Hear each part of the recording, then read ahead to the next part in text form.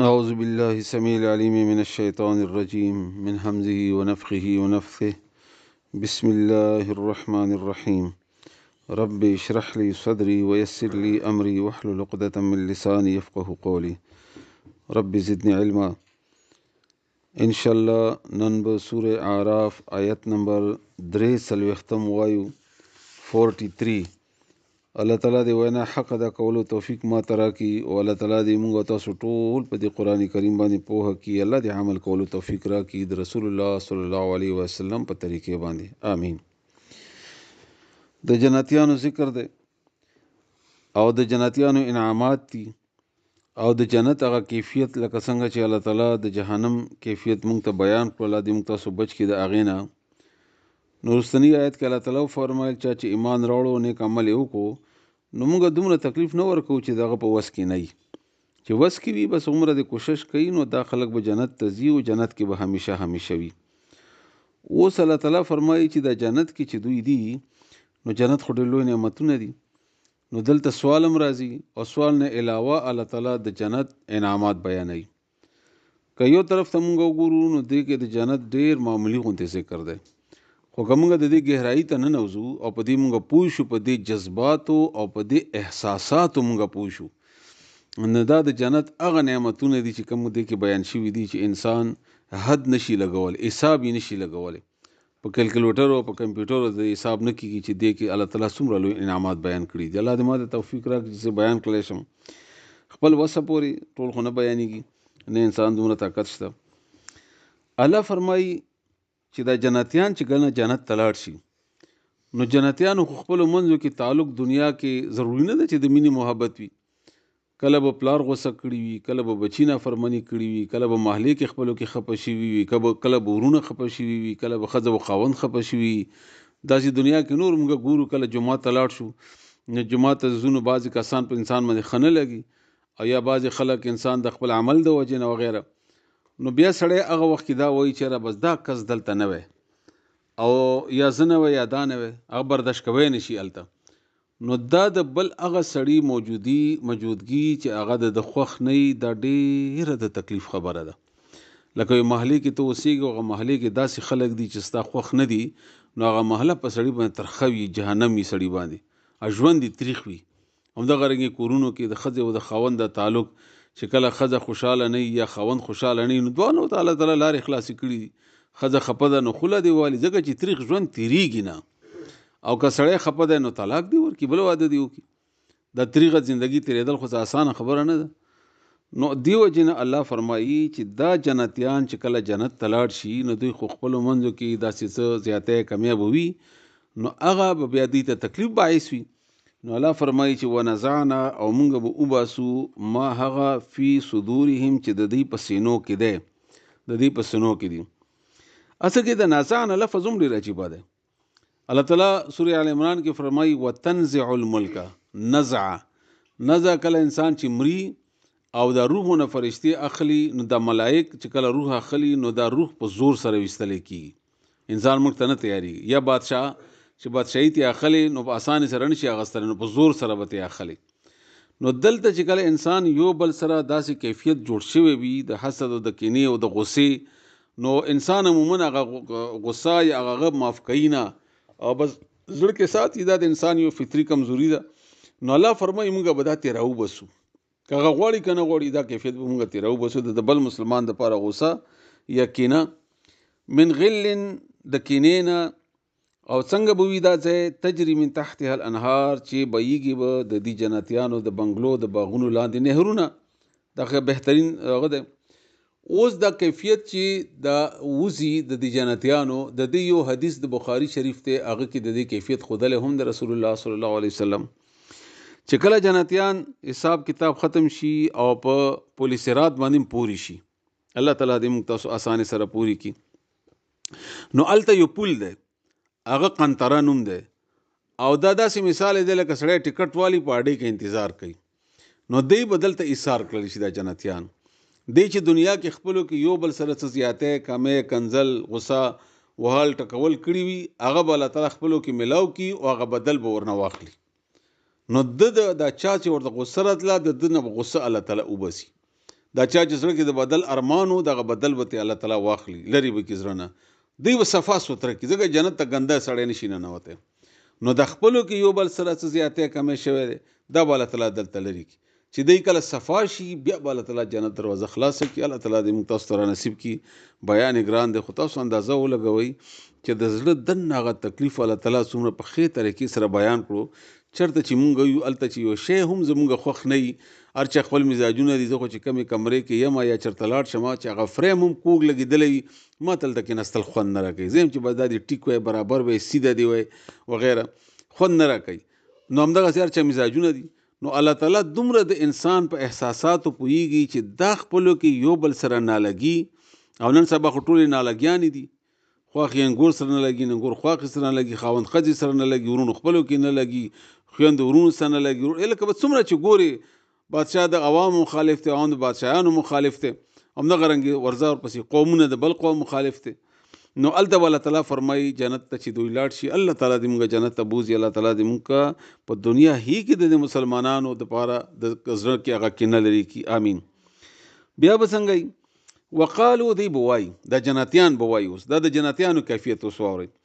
الحمدلله ټول تعریفونه الله د پاره شکر به ادا کوي چغې به وایي الحمدلله الحمدلله جنت ته پناوتو سره به هم الحمدلله وایي څنګه چې دنیا کې الحمدلله سهار پاڅېدو کې الحمدلله همدغه رنګې هر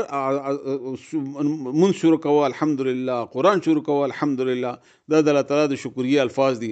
هلته به هم جنتیان وایي چې الحمدلله د چا الذي د هغه ذات هدانه چې موږ ته هدایت کړی و لهذا د دې ځای یعنی که الله موږ ته هدایت کړی نه وی موږ جنت ته نشو راتلی دا د الله فضل و احسان الله ته شکریه ادا کوي دلته دنیا کې خو موږ چې کله څه خبره پیښه شي نو ځان کمال ښیو چې دا ما داسې کمال و ځکه داسې شوي دي زه داسې تکړه یم ما داسې سبق ویلی ما داسې مزدوري وکړه ما داسې ښېګړه وکړه وما کنه نه موږ لنهتدیه چې هدایت مو موندلی وی لولا کچیری نوې اندا چې هدان الله الله موږ ته هدایت کړي که الله هدایت کړي نوې موږ دې ته درتلو نو د هدایت یو کیفیت مل د جنتیان خي لقد په تحقیق سره جاءت راغلی ورسل ربنا پیغمبران زموږ درب بالحق په حق سره یعنی موږ دنیا ته راولېږلو بیا موږ ته پیغمبران راواستول هغه پیغمبرانو ځانونه ستړي کو او جهادونه او تکلیفونه او سفرونه د لپاره چې موږ ته هدایت د الله تعالی طرف نه پیغام رسنی موږ ته وکړي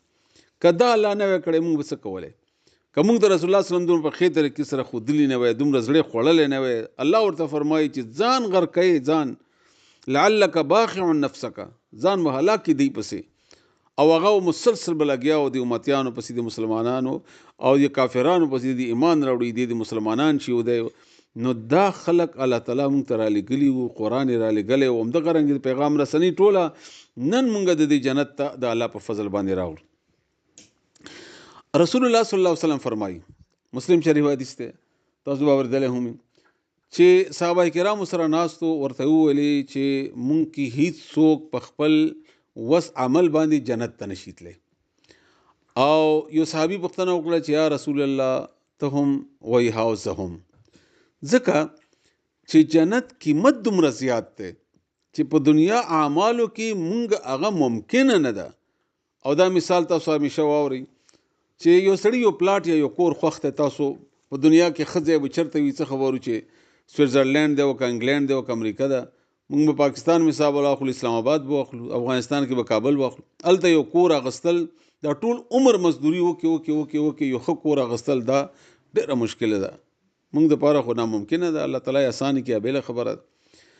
نو بیا دا ټول عمر د مزدوري او الله دپاره مونږ څه کړي دي څومره مزدوري هم کړې ده او بیا په هغې باندې مونږ ته بیا جنت وګوره د هغه ځایونه د هغې علاقې د کم از کم جنتي به د دنیا نه قدرې زیات جنت ځمکه به وي همدارنګې د جنتونو میوې کرایي نشته بیلونه نشته بجلی نشته د هغې بهورې د هغې بیبیانې د وغیره نعمتونه شمار ورپسې شمارلی کېږي خو نه بشماره دي او دا انسان ته ملاو شي دا صرف د الله تعالی په فضل و کرم باندې کېږي خو دا د جنتیانو هغه احسان خپل کمال نه یادوي چې ما داسې ښه کړي دي ما داسې منځونه کول داسې مجاهد وم او داسې وغیره اعمال مې کول او تهجد مې کوو قرآن مې ویل دا نه وایي الله د تا فضل و کرم دا د مینې محبت خپلو کې خبرې دي د الله او د جنتیانو نو دې جواب کې به الله आवाज وکړي ونود आवाज به وشي دی ته ان تلکم الجنت دا چې دا جنت چې کم دی ستاسو اورثتموه دا تاسو ته په وراثت کې درکړلی شو بما کنتم تعملون په دې چې تاسو اعمال کول تاسو عملونه په بنیاد درکړلی شو تاسو ته دا دې دپاره الله تعالی د مینې او د محبت خبرې دي او خپل احسان په دې وخت کې په جنت کې په مسلمانانو باندې نه ازبادوي الله تعالی بلکې ورته دی تاسو حق دی دا مې تاسو ته درکړي دی تاسو عمل کړي دي نو ذهن کې سوال راځي چې هلته رسول الله صلی الله علیه وسلم فرمایي چې په عمل نه کېږي دلته الله تعالی وایي چې عمل دی یو خو د الفاظ د الله تعالی د جنتیانو دپاره د مینې په بنیاد دي یو دویم دا ده چې انسان د عمل پورې مکلف دی اب خپل عمل کوي نو جنت خو په عمل باندې اغستی نشي کنه نو هغه عمل وکړو عمل الله خوښ شو الله په خپل فضل و کرم باندې جنت ورکړو نو دواړې خبرې صحیح دي اعتراض په قرآن کریم او په حدیثو کې نشته دا ځنه خلک اعتراضات کوي الله تعالی دې موږ تاسو د اعتراضاتو نه او د هغه نه بچ کړي دې نه علاوه الله فرمایي چې اورثتموه تاسو ته په وراثت کې به درکولی شي یو خو هسې په میراث کې یو شی میلاو شي دې مطلب د ستا دی چا پکې حق نشته دویم الله تعالی جنتیان د مسلمانان ټول انسانان خو مسلمانان خاص کر ځکه چې کافر خو خپل ځان ته ایثار کو نو جنت کې پیدا وکړه آدم علیه السلام جنت د پاره پیدا وکړه خو شیطان دوکه ورکړله نو واپس به دی راشي خپل هغه میراث ته چې کم دی ته الله تعالی مخکې نه جنت کې کورونه ځایونه جوړ کړي دي دا تاسو میراث دی والی خپل ځایونه مو دي دریمه خبره دا ده چې دا ډېره عجیبه ده چې الله تعالی په جنت کې هم هر چا دپاره کور جوړ کړی او په جهنم کې هم کور جوړ کړی دی هر چا یو کور په جنت کې دی یو جهنم کې دی که مسلمان دی که کافر دی خو کافر د جنت کور نزبادوي د جهنم کور ازبادوي نو هغه کې نورې خښتې او ځایونه او میوې او غیره کری چې خود زبردست ځان ته ځای جوړ کړي نو جهنم کور اثبات شو نو د جنت کور خو ته پاتې شو نو دا د جنت کور به الله تعالی مسلمانانو ته په میراث کې ورکړي چې دا د فلاني و خدای ته په حق کې شو ځکه چې هغه لاړو هغه دا جوړ نه کړو همدارنګه د جهنم کور چې کم د مسلمانانو وي دا به الله تعالی جهنمیانو ته ورکړي چې ته د لایق یې چې دغسې وي او دا د فلاني جنتي خو هغه جنت ته لاړو دی پرېښود هلته یې کار وکړو همدارنګه ابراهیم علیه السلام یو خبره تاسو ته به یاده وي چې کله رسول الله صلی الله علیه وسلم معراج ته وختو نو هلته ابراهیم علیه السلام سره چې ملاقات وکړو نو هغه وویلې ورته ابراهیم علیه السلام رسول الله صلی الله علیه وسلم ته چې خیر بچیا بهترینه بچیا زه خپل امت باندې زما سلام ووایا او بیا ورته ووایا چې د جنت ځمکه بنجره ده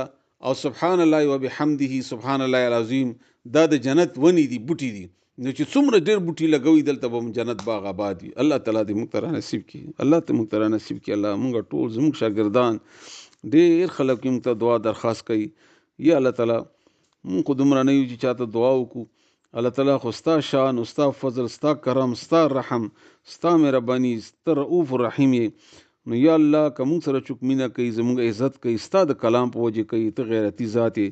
ای الله تعالی مونږ زموږ بچیو زموږ شاګردان موږ سره مینه کوونکي دا ټول په دې خپل جنت کې مونږ رسول الله صلی الله علیه وسلم سره ګاونډیان کا چې دا خبرې مونږ تر یادې کو خپلو کې یو بل ته الله ته هم داسې وکړي معنا زده کوي ونزعنا او مونږ راوبسو ما هغه فی صدورهم چې دوی په سینو کې دي من غل د کینې نه تجري بهیږي به من تحتهم الانهار د دوی لاندې نهرونه وقالو دوی به وایي الحمدلله ټول تعریفونه الله دپاره دي الذي هغه الله هدانا چې موږ ته هدایت کړی لهذا د دې وما كنا نو مونږ لنهتدي چې موږ هدایت موندلی وی لولا ان هدانا الله که الله چرې هدایت کړی نه وی موږ ته لقد په تحقیق سره جاءت راغلي رسول ربنا پیغمبران زموږ د رب الحق په حق سره ونودو آواز بوشي دی جنتیانو ته ان تلکم الجنتو دغه جنت تستاسو اورثتموها چې ورثان شوي تاسو په وراثت کې مې درکو تاسو ته بما کنتم تعملون په دې چې وای تاسو چې عمل مکو یا الله موږ جنت نه لري نه کې الله